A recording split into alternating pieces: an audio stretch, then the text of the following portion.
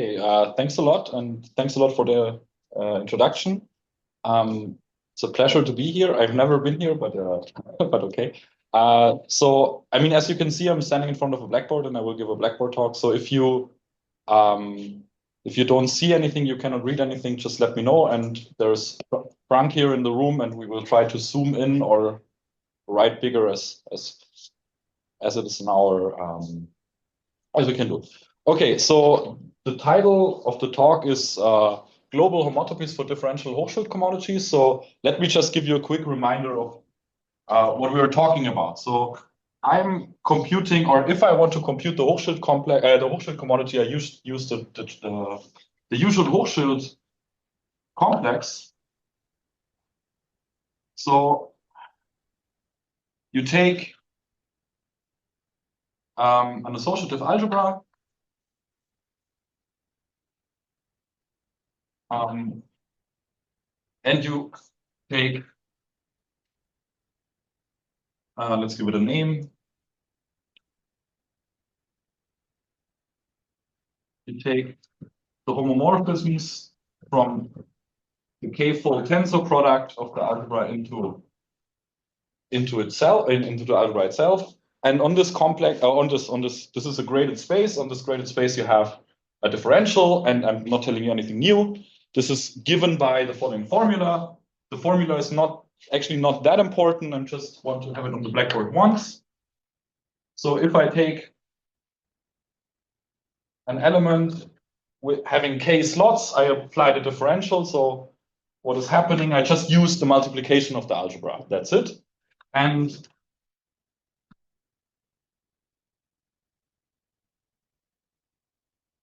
what I do is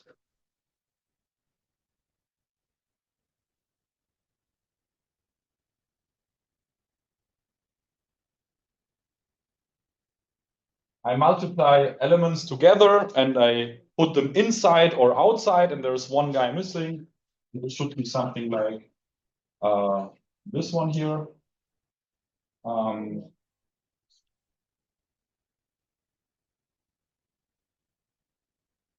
Okay. Somebody asked, what is the base of algebra? I mean, are you working with some field? Yeah, I mean,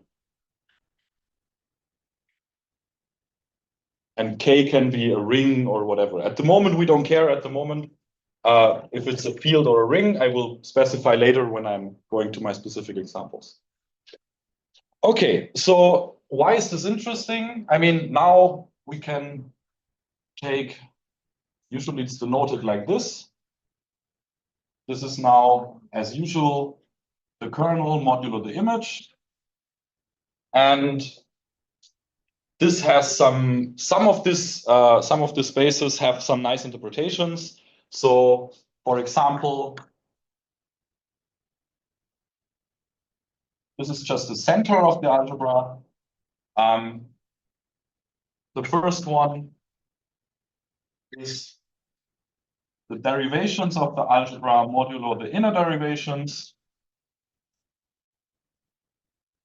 And what I'm interested actually, or mainly interested, is the deformation theory of A. So these are, let's say, infinitesimal deformations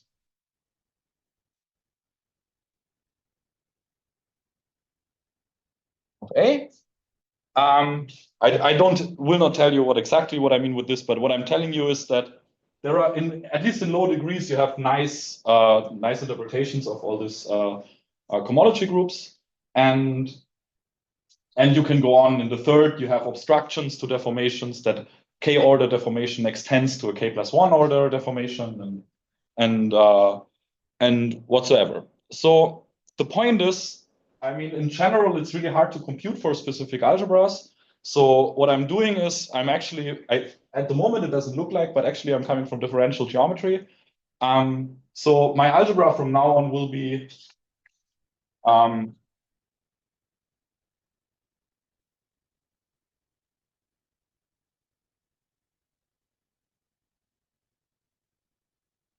smooth functions on a smooth manifold. And on the smooth manifold, you probably don't want, this is a topological algebra, it's actually a Frechet algebra. So you probably don't want to talk about like all the homomorphism spaces here, but probably you want to talk about continuous cochains, or you want to do, as I want to do it, differentiable maps from here to here. And this is why we introduce the following space. Let's call it like this. Differential means C infinity here. Yes, yes, yes, yes. And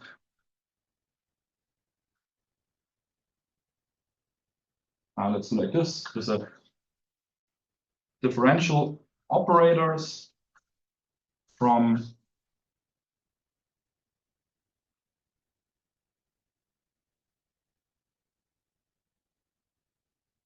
here to here.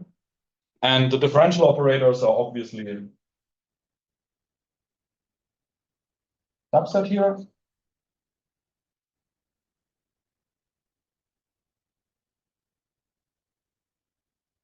And what you can show is that the differential I wrote down, this is why I wrote it down, is it actually restricts to the differential cochains.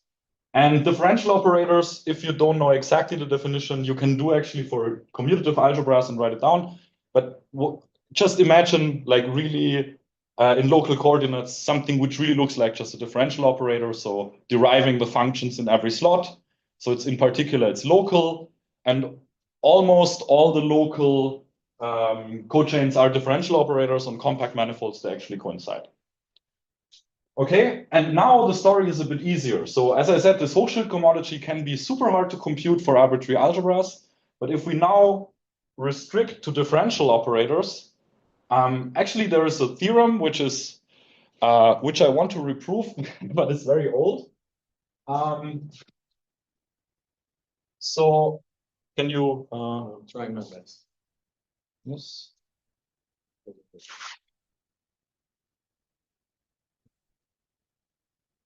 Problems with right and left, sorry.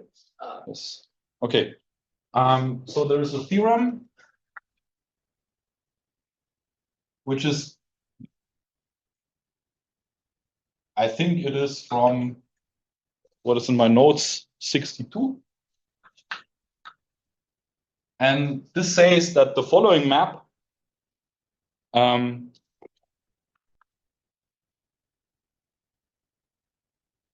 I call it HKR. It will make sense in a second why I call it like this.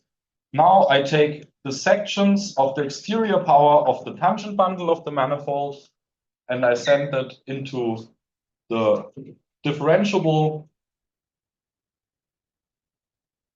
Hochschild cochains. And basically the idea is very simple. These are just vector fields or exterior powers of vector fields, and every vector field is a differential operator. So I can map it into this. But just to give you a formula, if I take a k-fold wedge product of vector fields and I apply it to k functions, then what I do is, I should get a sign here.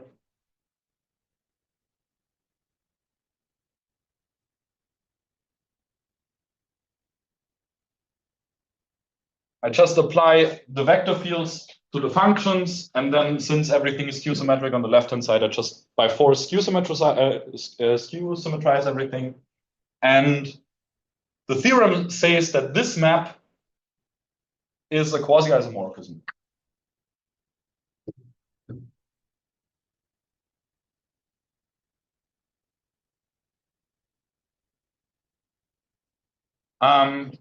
Okay, and this is called the Hochschild-Kostant-Rosenberg theorem, and actually the map HKR I call exactly like this because it's referred to as the Hochschild-Kostant-Rosenberg map.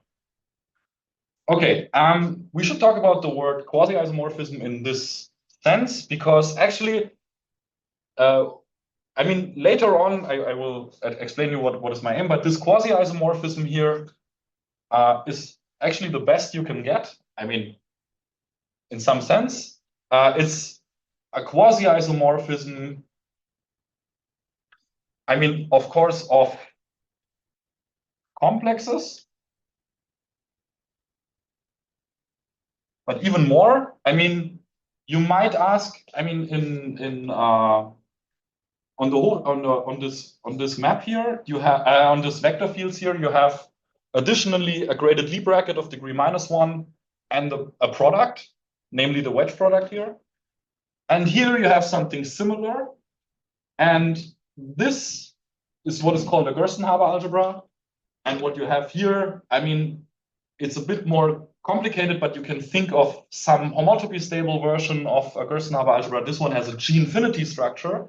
And the G-infinity structure has the benefit that a cohomology always has a Gerstenhaber structure. And actually, this map is a quasi-isomorphism, not only of complexes, but it's an isomorphism of Gerstenhaber algebras in cohomology.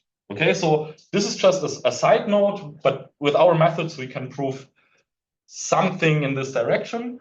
But what I'm saying is that this is an isomorphism of Gerstenhaber algebras in cohomology.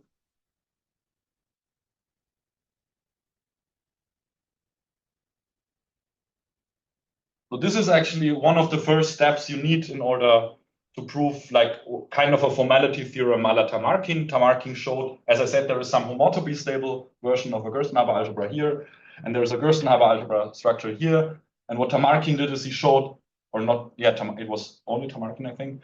He showed that there is actually a G-infinity morphism, so a Gerstenhaber up to homotopy morphism to here. And from this, it follows actually this, but you can prove by hand that actually this is okay. Okay, but this, again, it's just a side note.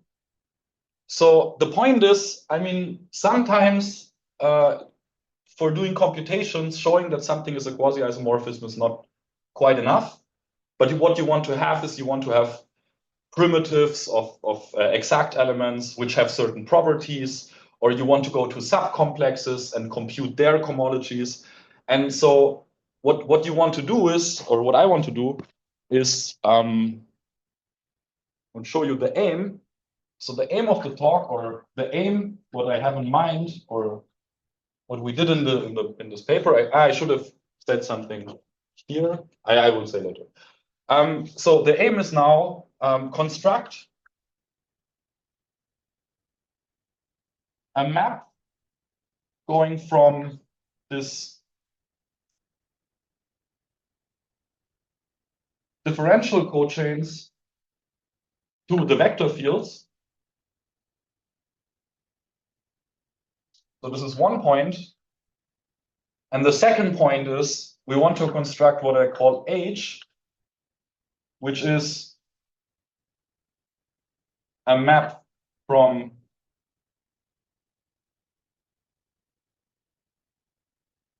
the differential cochains of degree -1 with the following property. So that if I take the graded commutator, okay, let's make it too complicated.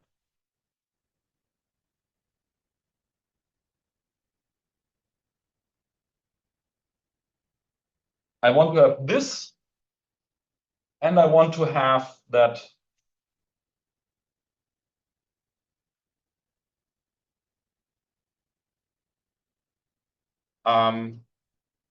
so I want to have the graded commutator of this map together with the differential should be identity minus the concatenation of this map from the differential operators to the vector fields and then the HKR map. And I want to have that the other concatenation, the other direction is just identity. So this is what is called, I mean, a homotopy equivalence actually on the cochain level. Abstractly speaking, this you can always find if you're working over a field, but we want to have formulas. So this is something else. So, and in addition, we want to have something probably, we have even something more, but in the end, you should just care about this. But what you can see here is like, I mean, I'm not telling you new stuff, but if you have this formula here, then if an element is closed, you can find, you can make a, write it into a sum of something coming from the HKR map, so basically just a vector field, and something exact. Right? If it's closed, then this, if I apply this whole equation to the element, this goes away, this stays, here's the element itself, and here we have this, what I just said, an image of HKR. So in the end, it helps to detect which or what kind of primitives you find. And the better this map H is and the better the map P is, the more you can use it to show for certain subcomplexes that also this equality holds. And I will probably talk in the very end about it. Okay, so the idea now how to construct this kind of stuff is it's very simple. First, let's go to algebra. Algebra is always easy. So Careful, you're in an algebra seminar here. yeah, but come on. Okay, so let's translate into, and probably I should write something like co-algebra. You will see in a second why. Okay, so the differential operators, they have this nice property that they admit symbols. And since I'm in an algebra seminar, let me just make the following. Yeah, I will do my best.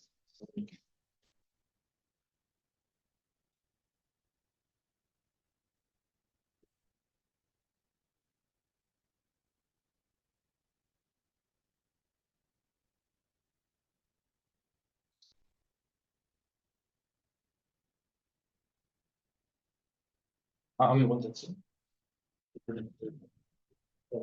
Okay. So since we're in an algebra seminar, I mean, don't take it offensive if it's if you know already what I'm talking about. But I never know what people know. So we take a covariant derivative.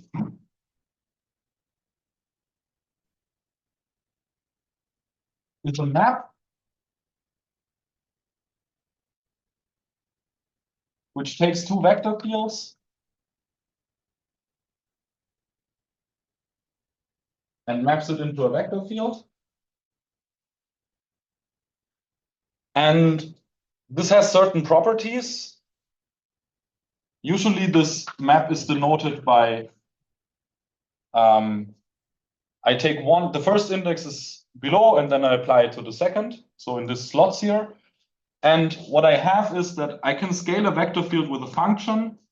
And what comes out is I can just pull the function out. In the second slot, it's a bit different.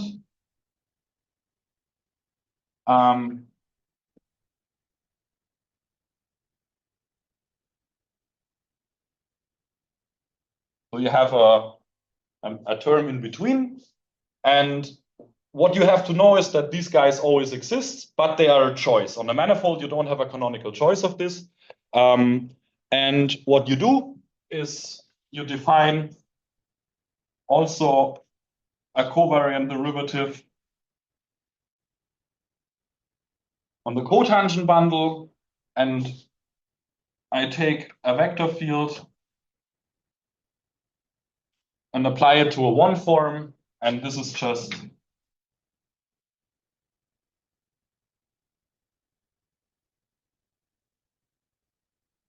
this formula, which basically just say I enforce Leibniz, the Leibniz rule on the covariant derivative and the insertion of vector fields. Okay, so what I'm doing now, or probably I can write it already here. What I'm doing now is I extend this covariant derivative, or I produce a new operator on this, which maps, and I explain in a second the symbols.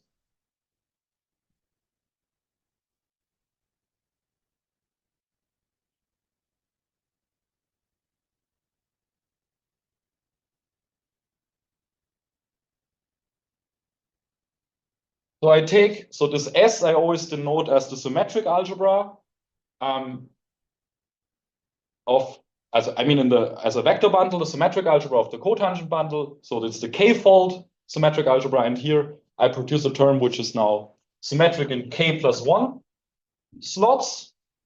And what I'm doing is I define the following.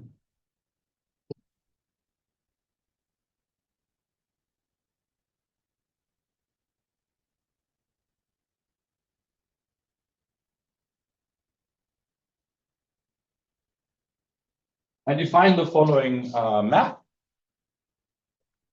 I mean, I have to define it. So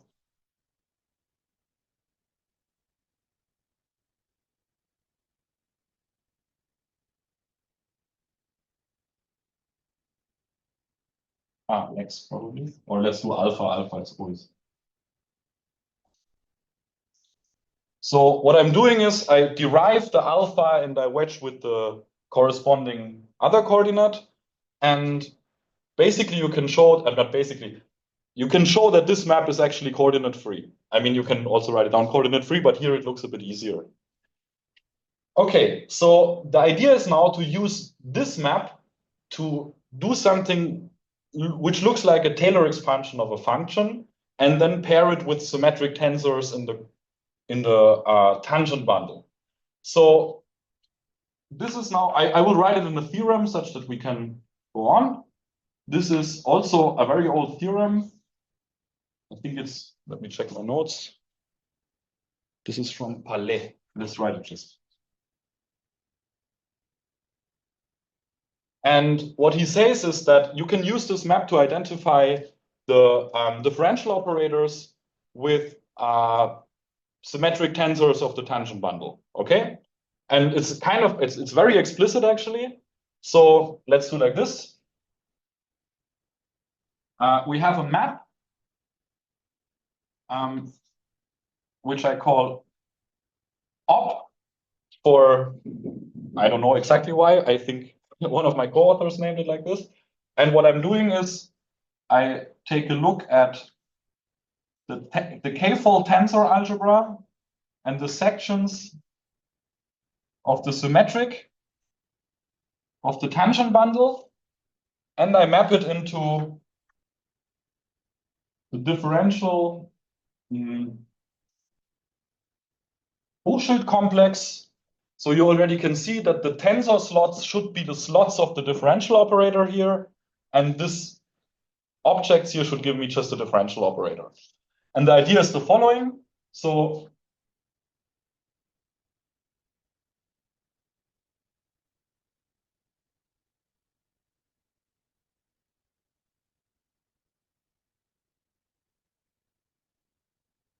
I take k symmetric tensors and I apply it to k functions. And the formula is actually super easy.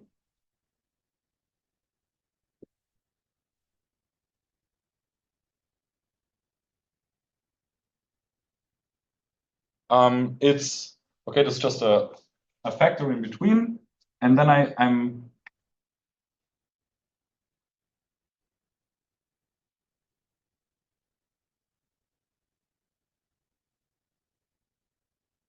okay, so What do you mean by the norm of the x1? Yeah, this basically is this is the symmetric degree. So it's a part of the symmetric algebra. So if it has so the degree. Yeah, this is the symmetric degree. The symmetric algebra. Okay, and then if I apply like the absolute value of or the symmetric degree of x1 times to a function, what you get is a tensor, a symmetric tensor of the same degree as x1 in this case, and then you can just pair it. Okay, and so it's very easy in some sense. So basically, you can think of this as a Taylor expansion, and actually this is, in some sense, it's just the identification of the k-fold chat bundle with the symmetric tensor algebra of the cotangent bundle. And then you just pair together with this tensor. And now the theorem is, there's not a statement here, but the statement of the theorem is that this is an isomorphism. So every differential operator can be written as the image of this map op. And I'm just writing here that it's depending on a covariant derivative, because this D here depends on the covariant derivative. So you can actually find many maps, but I mean, if you apply one and then the inverse of the other, then you get just a tiny twist, but it's not really important. Okay, it always depends on this connection from now on. Okay. So, and now we already see that what kind of question could we ask now? I mean, this map is actually super nice. I mean, the differential operators you can multiply from the left with a smooth function. Also, this guy you can multiply from the left with a smooth function. And this map actually respects this multiplication. You can very easily see by this equation here. Okay, so it's actually a map of left C infinity M modules, and it's really, really a nice map. Okay. So the question we have now is actually super simple. So, I mean, I just told you that there is a differential on this complex on the right-hand side. So there has to be a differential on the left-hand side. So, and we just compute this now in terms of the algebraic data. So the question we can ask now, or we ask now, is what is the differential on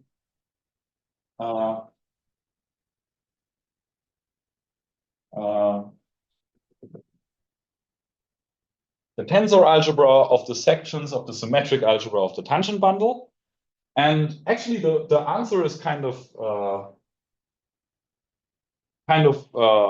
cool. This is why I wrote, let's translate it into co-algebra, because for a module V over a commutative ring R, we have that the symmetric algebra of this over the module, I will always suppress this kind of stuff, and I already did several times. And this is a co-augmented co-unital co-commutative co-algebra.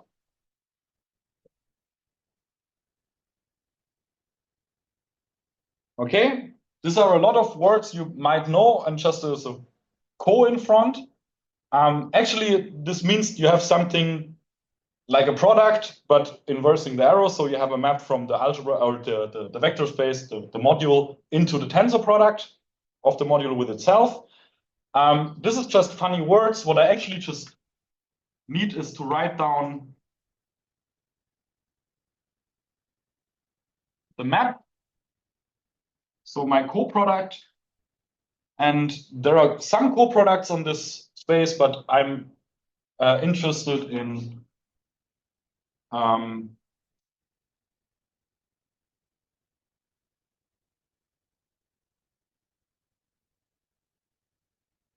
what is called usually the shuffle co-product, which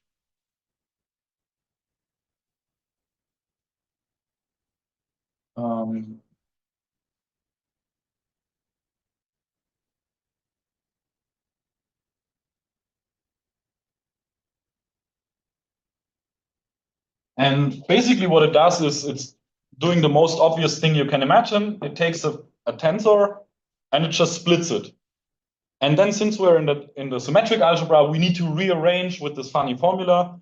And these guys are what I call shuffles. These are special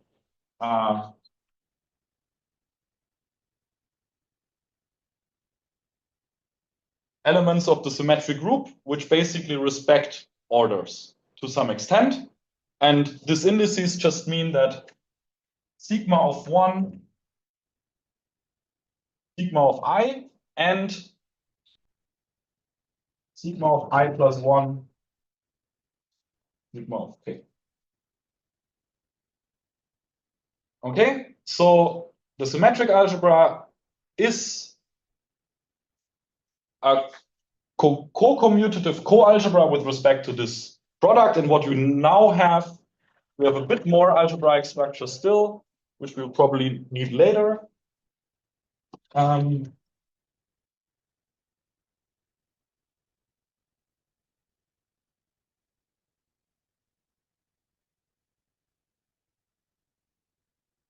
So the co-unit is a map from the symmetric algebra to R. And basically, we can do this because we identify R with the zero component in the symmetric degree. And this is just a projection to the 0 degree, basically. And we have the co-augmentation, which is a map from, and we do exactly as we did with the co-product. We see the degree 0 as an element in the symmetric algebra. Okay, so this is what is called the co-product. This is the co-unit.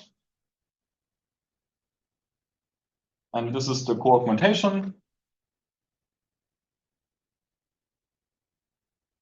And then we explained every word which is written here. Co-commutative, I didn't say, but co-commutative just means that if I flip the tensors here, we get the same element, which is completely clear from the formula on the nose.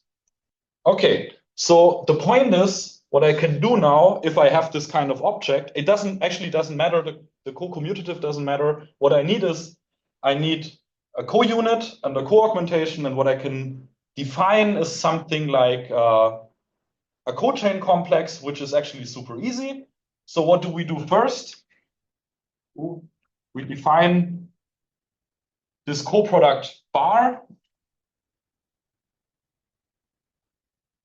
And what I do is I take the coproduct and I subtract some trivial terms. And now you see why I need the augmentation and the co-augmentation, because I need to write a 1 here. But from now on, this will work for any of these coalgebras. And what I do is I can define now a differential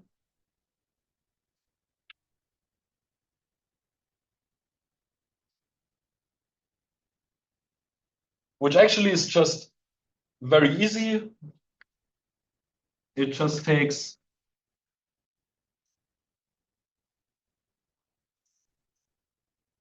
a k-fold tensor. So this k is now doesn't refer to the symmetric degree, but to the tensor degree. And what you get is, let's write like this.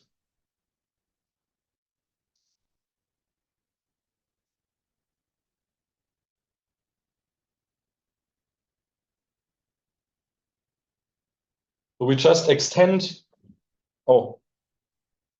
this bar guy to a derivation of the tensor product. And then what you get is you get a degree 1 derivation of the tensor product, which squares to 0. This is now a very easy computation, but this actually follows that one, the momentum equation. Sorry, I didn't understand. I think it was just a background noise. Okay, okay.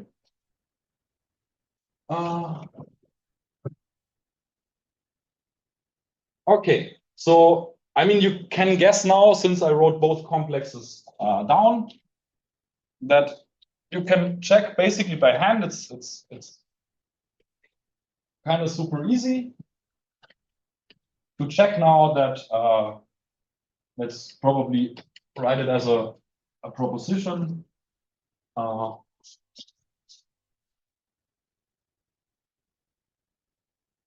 So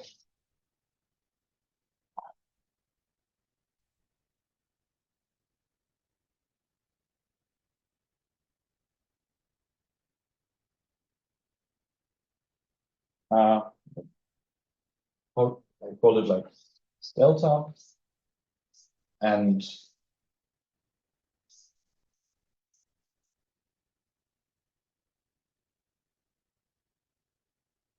So that this map is actually not just, I mean, now I defined the differential that it works, but this is now a map going from this complex to this complex, and it's an isomorphism. So now it seems like just a bit like that I just I just transferred to compute some cohomology to this guy here, but actually this has much nicer properties than this guy. So you mean really isomorphic as complexes? Yeah. This is why I wrote the differential. So.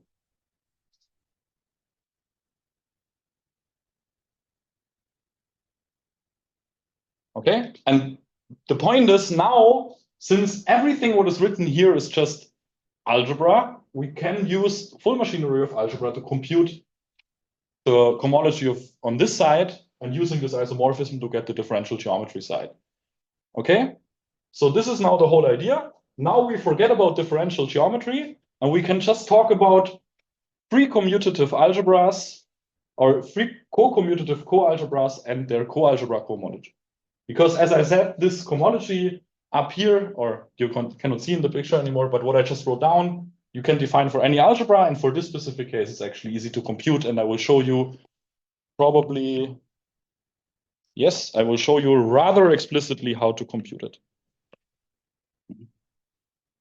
You have a Hopf algebra structure on this or not? Yeah, it's a Hopf algebra actually, but I will not need the Hopf structure. Actually, the coproduct I wrote down together with the symmetric product makes it into a Hopf algebra. The antipode is defined on primitive elements just by switching the sign. Okay. But actually, it's you can also see it like this. I think this coproduct I wrote down is the unique coproduct which makes the symmetric algebra into a Hopf algebra. But probably I'm lying. Okay. So the whole idea is now to compute the cohomology here. And how do we do that? I mean, I will probably try to give you a bit of hint how we came up with, or not we came up with this here, what we can use here. So in order to compute the cohomology here, we try to find a complex which is kind of close, where the cohomology is super easy. Okay? Like the usual game we play. And the complex is actually, let's give this a name. Let's call this, I think in the paper we called it like this. You see, we just take a module over C infinity of M. We just need it as a commutative ring. And the rest is just tensor, symmetric, and we can do whatever. Okay, so let us compute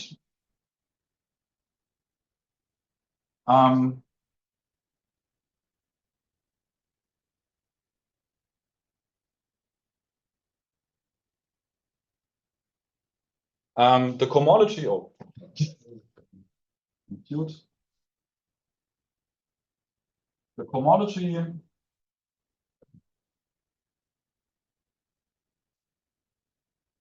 of this guy with the following differential.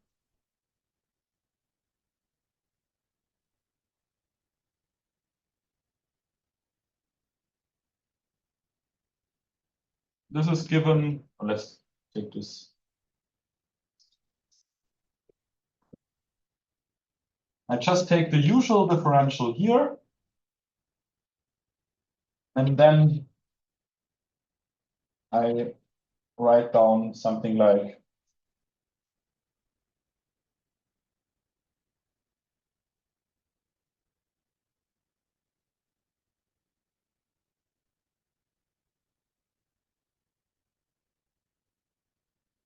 this here. So this is defined up in the other backboard, which you probably don't see. And the rest is basically, I take the coproduct of this phi, and I multiply the positive part to the element x. Okay? So you will become clear in a second why this is important. With positive part, I mean, you take and this one here, and you project the symmetric algebra to symmetric tensors which are not of degree 0. Okay? And now the funny thing is that it seems like we just enlarged the space by the same element here. And also this space here was just the tensor algebra of a symmetric one. But now we have an asymmetry in the differential in the last slot. Like in this is why I made it like this. But now the funny thing is that this cohomology is super easy to compute for some funny reasons. Namely, it's trivial. Namely, you can write down a homotopy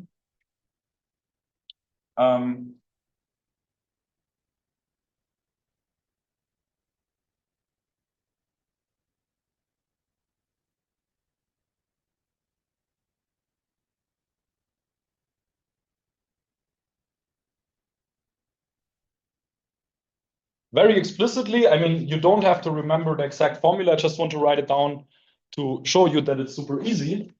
So what you can do, let's do it like this.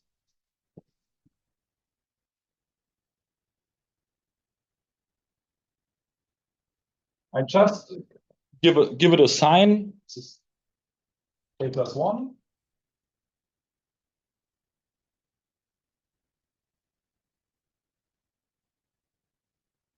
Okay, I just take the last factor, this phi. I apply this map epsilon, which is just a projection to the ring we started with.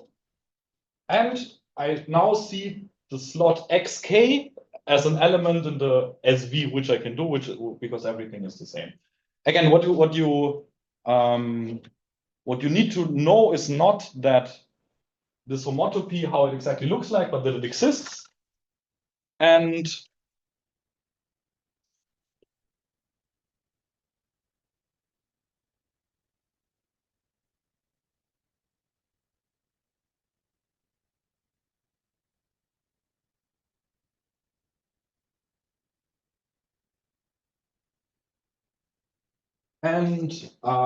what we have is the commutator of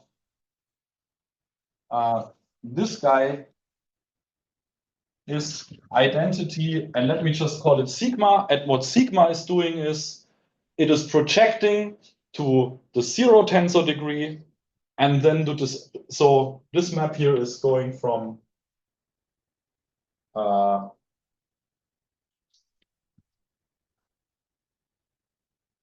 to R. So what it does is it just considers 0 tensor in this slot and then projects to the R component in this slot. So it forgets everything about V, what you can forget in this long tensor product. And then we see this again as a subspace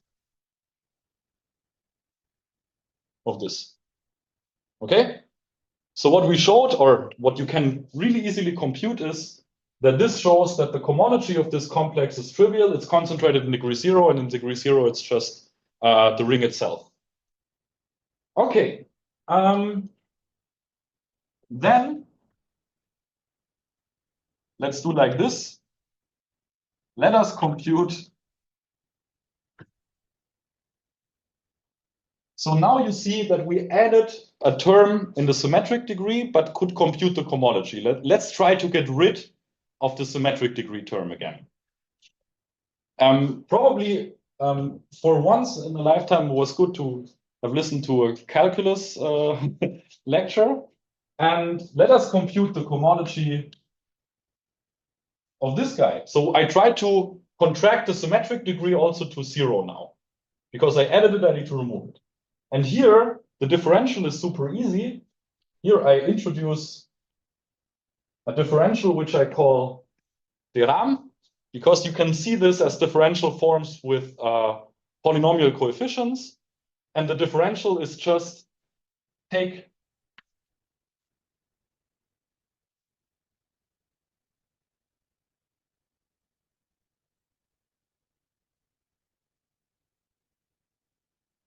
the de Rham.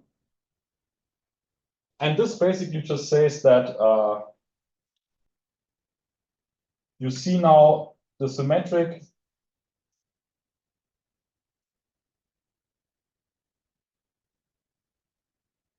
and here, so you take every symmetric degree and just put it to the back. And there is a homotopy. Let's call it K. And just for convenience, it's also doesn't matter too much how it looks like. This.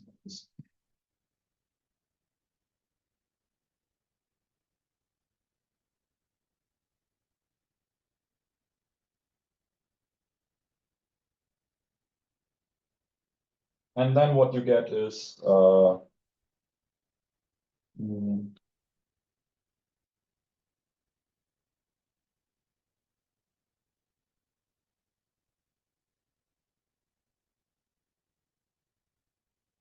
and I just write something like plus minus. What you have to do is, I mean, what did you do?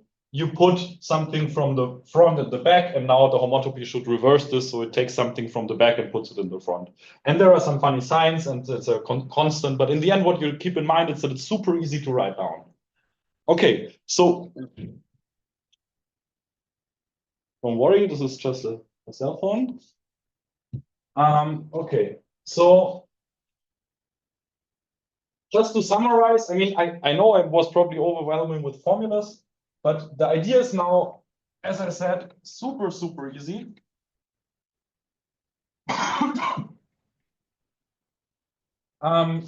You take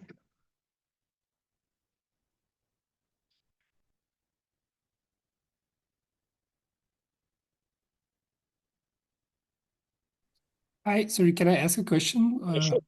Okay. I have a small question. This gamma infinity that you apply to the symmetric algebra over the tangent bundle of M, right? Yeah.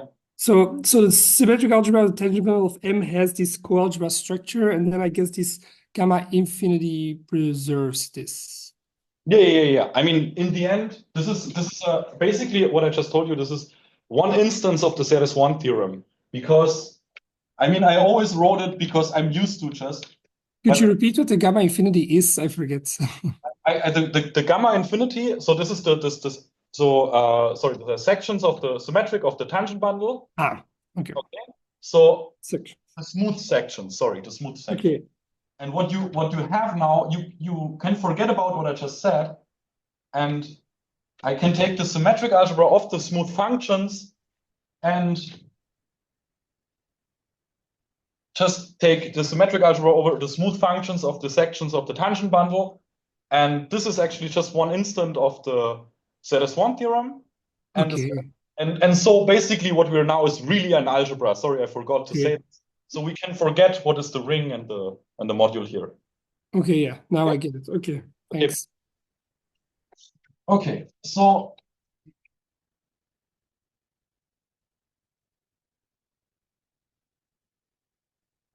so the idea is now super simple one. So what we do is we start with the exterior algebra of the module, and we tensor it with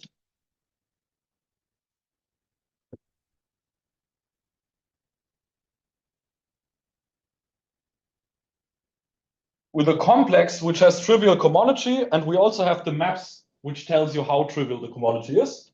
So we can just apply here.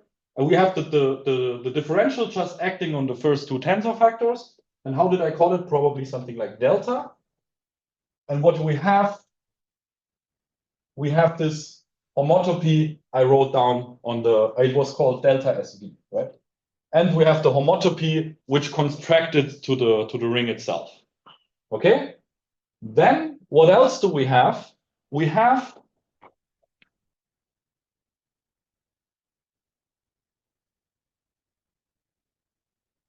another complex which we can add to this guy in order to find a quasi-isomorphism. I will say in a second exactly how.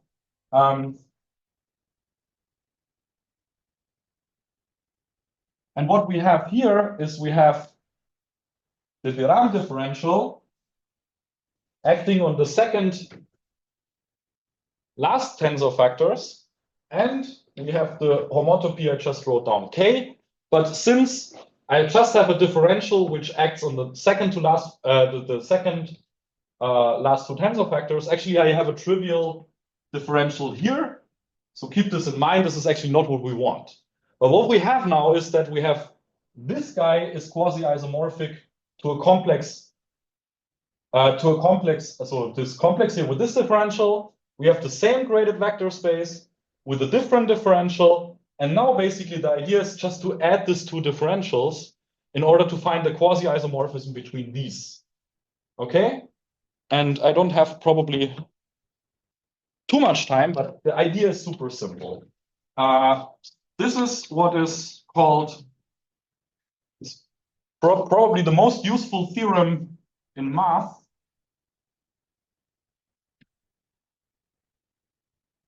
And this is called the homological perturbation lemma. Okay, and this basically says that if you have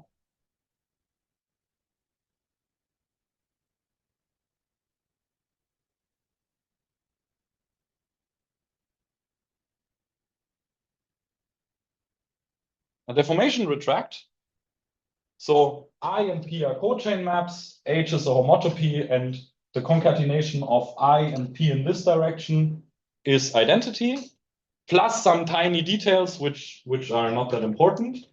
This is a, let's say, deformation retract.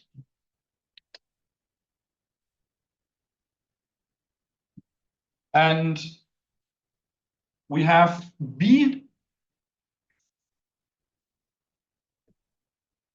is a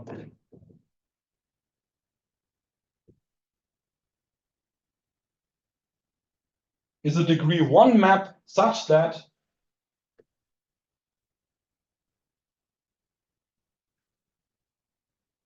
this is, so if I give the differential on W a tiny push, it stays a differential in B direction. So this is our hypothesis.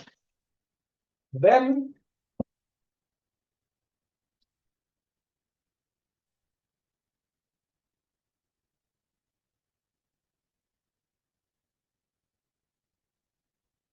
I need one more condition. And this is also rather simple. Just says plus we have that the identity plus B and H is invertible.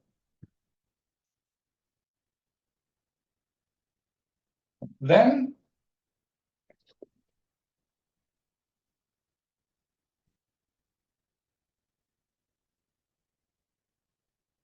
we have that, sorry, this probably should.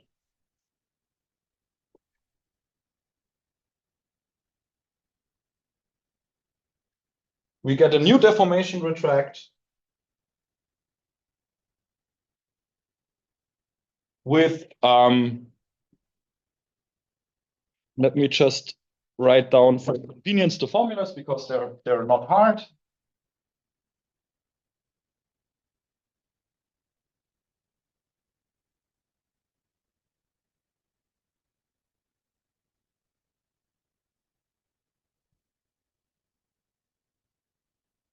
Also, again, this doesn't really matter how the formula looks like, and I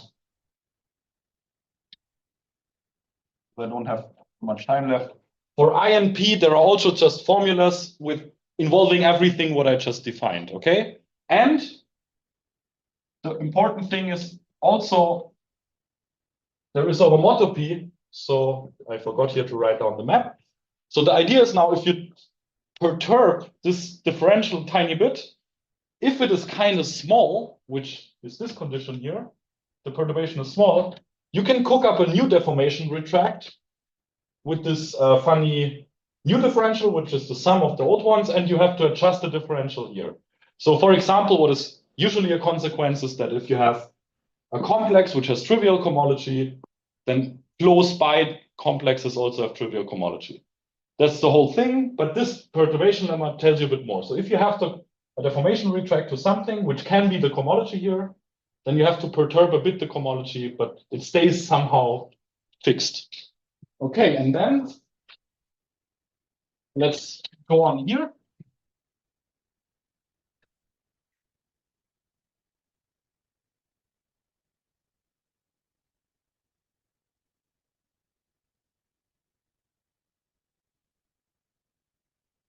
So now we are in a super cool situation because we have twice the same complex at the same vector space, but with different differentials. So we have perturbed this complex in this direction and this complex in this direction. So perturb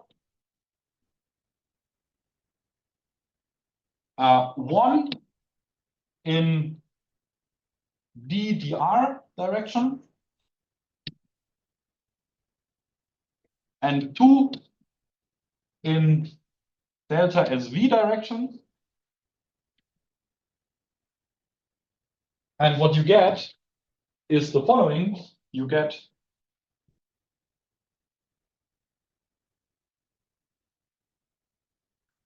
the following.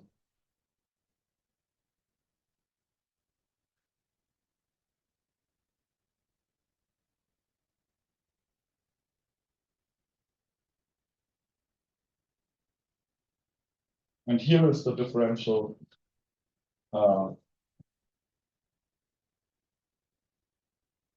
Forgot. Okay, so what I did is I perturbed, and the funny, not the funny thing is, but what you keep in mind is that this and this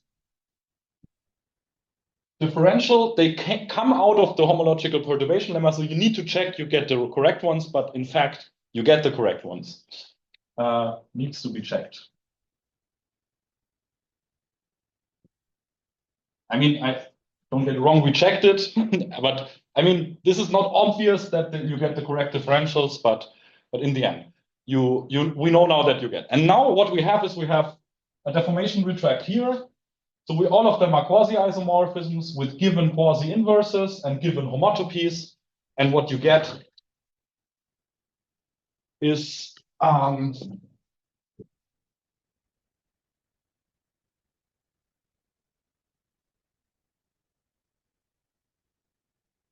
okay.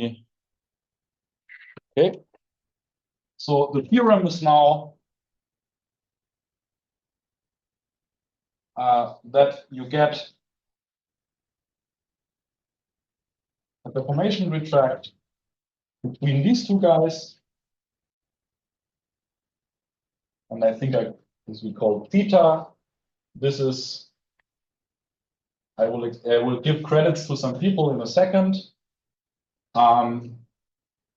This VE, this is, I think, it's not I think, I know it's short for finesse, because actually we used a trick which was developed by Eckhard Meindenken and Maria Amelia Salazar, because in the end, I mean, it's, I think, the craziest overshoot in math. No, the SV is a V is in a billion group. And what they did is they computed the groupoid cohomologies, but a group is a groupoid, so we can compute the group cohomology of SV using similar deformation retracts, but they did it in differential geometry. And actually, we could retranslate everything so much into algebra that everything works over a ring of characteristic 0, because we need to divide something and any module over the ring. Okay, so this, you can keep in mind that this is just, and here should be like this, that this is just a name, but it comes from computing group cohomology or groupoid cohomology. Okay, and this is a deformation retract. And then a corollary is that you have, because I explained to you that there is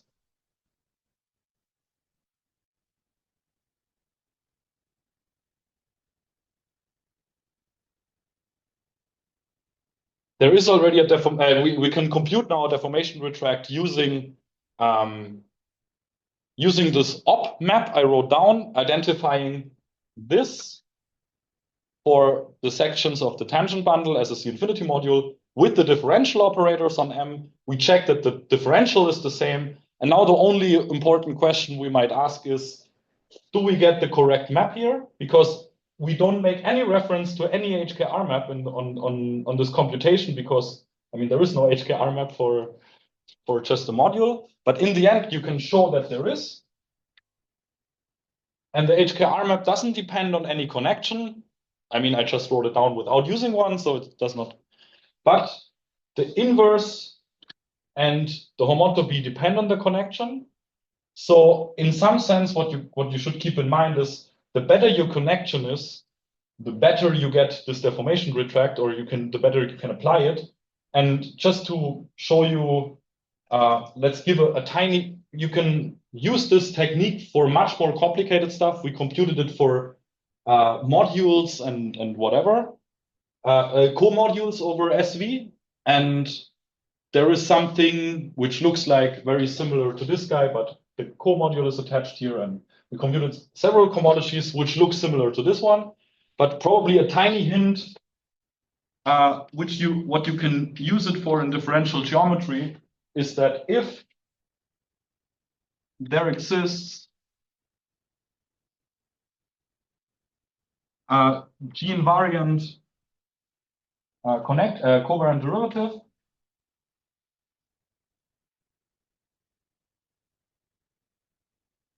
and this is now a Lie group,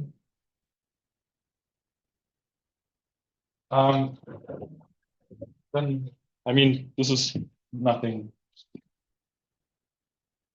too important, not too hard to show, is that if there exists a G-invariant covariant derivative, then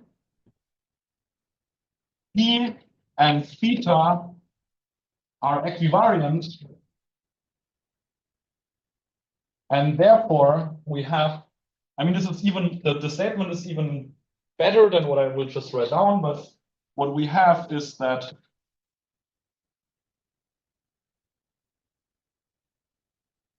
the invariant multivector fields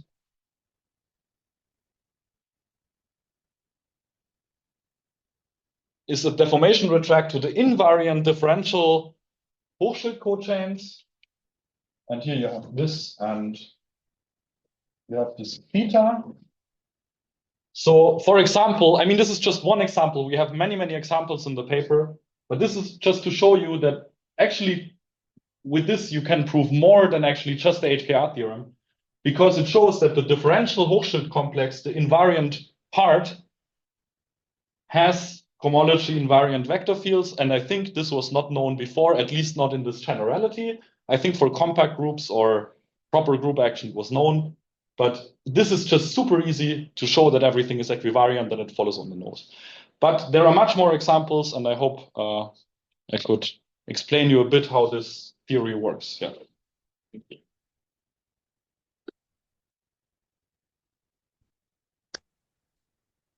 Right, thank you. Are there, any questions from the audience? Yeah, there's maybe you the online first. I think, who was it? Sibylle, maybe. No, Sibylle was just clapping. Sorry. Sorry.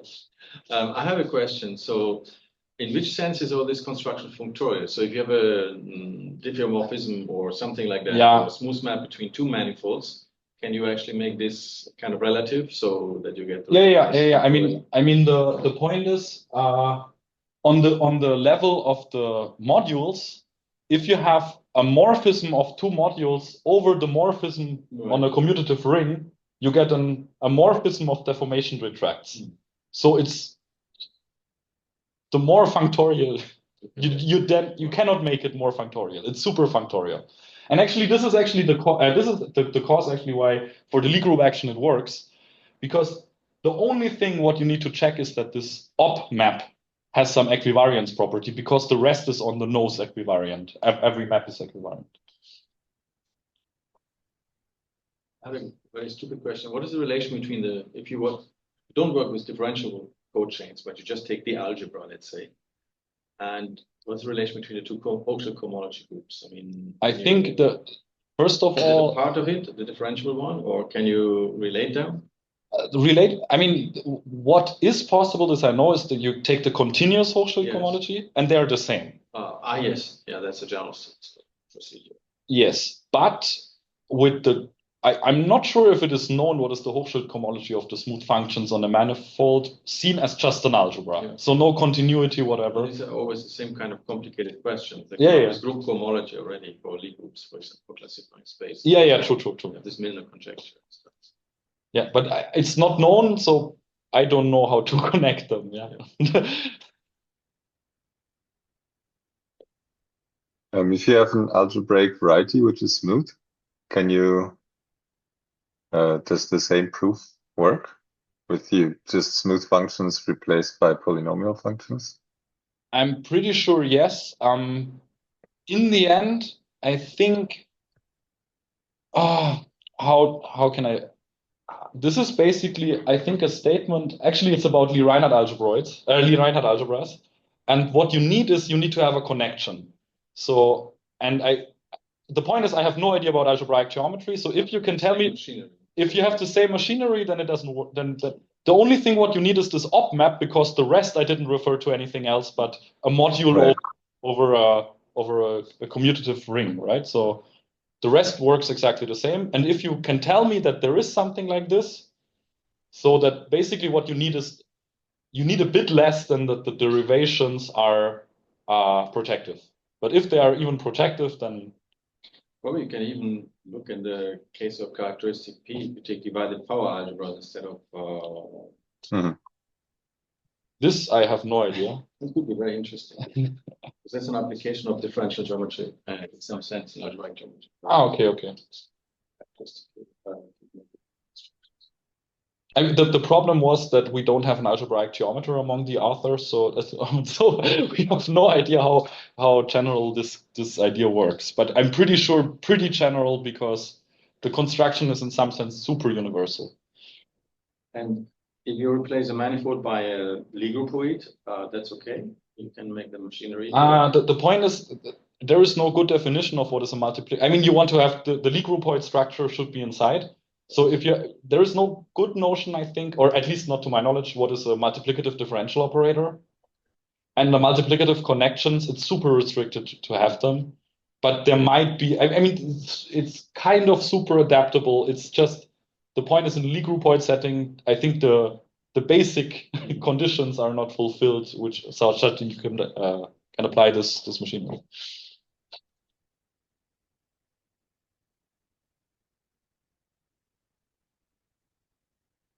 There are no more questions here. Anyway, there's just the two co-authors. Maybe you have a question to your own paper. No, he didn't write the paper.